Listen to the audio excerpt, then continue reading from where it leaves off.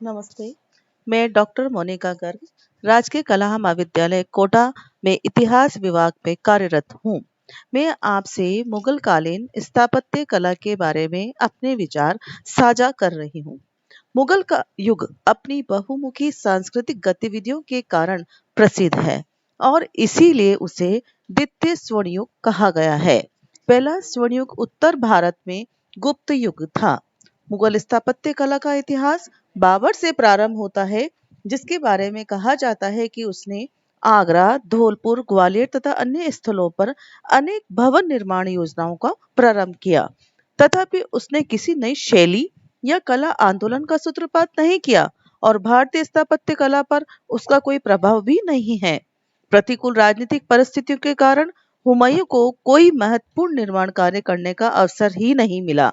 अपने प्रारंभिक वर्षों में उसने दिल्ली में दीन पनाह नामक नगर का निर्माण कराया, लेकिन अब इस नगर के कोई अवशेष प्राप्त नहीं है। अकबर के काल में मुगल वास्तुशिल्प शैली का वास्तविक रूप से प्रारंभ हुआ। दिल्ली में हुमायूं का मकबरा इस नए आंदोलन का प्रतीक था। वस्तुतः हुमायूं के मकबरे की संरचना एशिया की दो महान भारतीय तथा फारसी स्थापत्य परंपराओं के समन्वय का एक उत्कृष्ट उदाहरण है और मुगल स्थापत्य का पूर्ण विकास इसी सुखद समन्वय पर निर्भर था। अकबर ने अनेक दुर्गयुक्त महलों या दुर्ग प्रासादों का निर्माण कराया। अकबर की महत्वाकांक्षी और भव्य स्थापत्य योजनाओं में आगरा से 36 किलोमीटर दूर पश्चिम में सीकरी की पहाड़ी पर एक नवीन राजधानी की स्थापना है। 1572 में गुजरात की विजय की स्मृति में एक नवीन नगर की स्थापना की गई थी। ये राजधानी सबसे फतेहपुर सीकरी को गौरव कहा गया है और इसमें जामा मस्जिद जो है सबसे अधिक प्रभावशाली है। इसके दक्षिणी प्रवेश द्वार को बुलंद दरवाजा कहा गया है। अकबर की सबसे अंतिम जो स्थापत्य योजना थी, उसके पुत्र द्वारा बनवाया गया उसका मकबरा है, जो सिकंदरा में स्थापित है।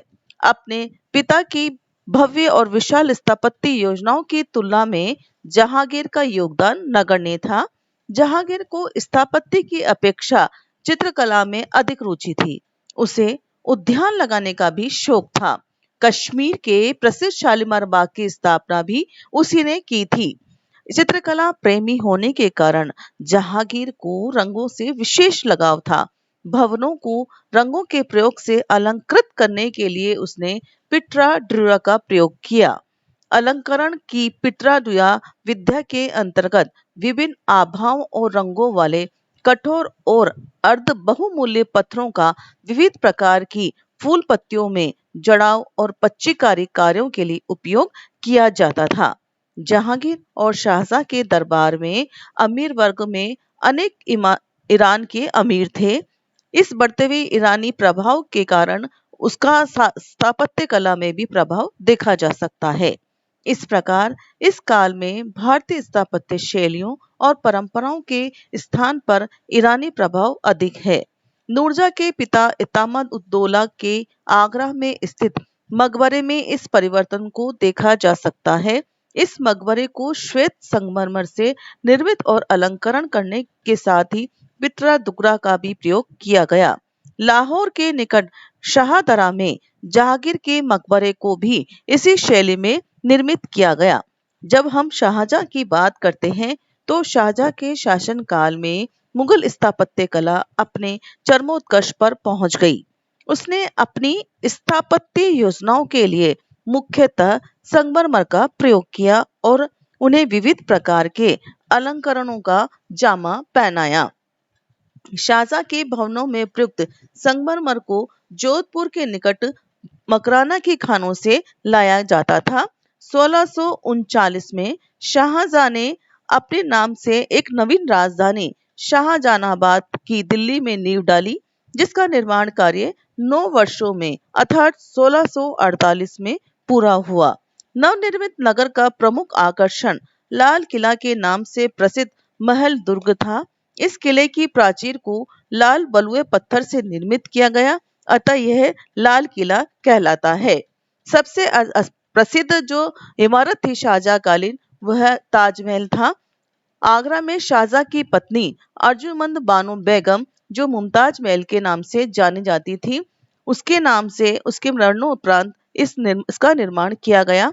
1631 में इस ताजमहल का निर्माण कार्य प्रारंभ हुआ और इसे पूरा करने में 22 वर्ष लगे और ये 1653 में बनकर तैयार हुआ।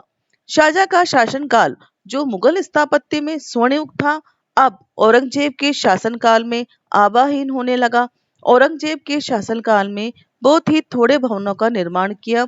उसके शासनकाल में 2 मस्जिदें बनाई गई।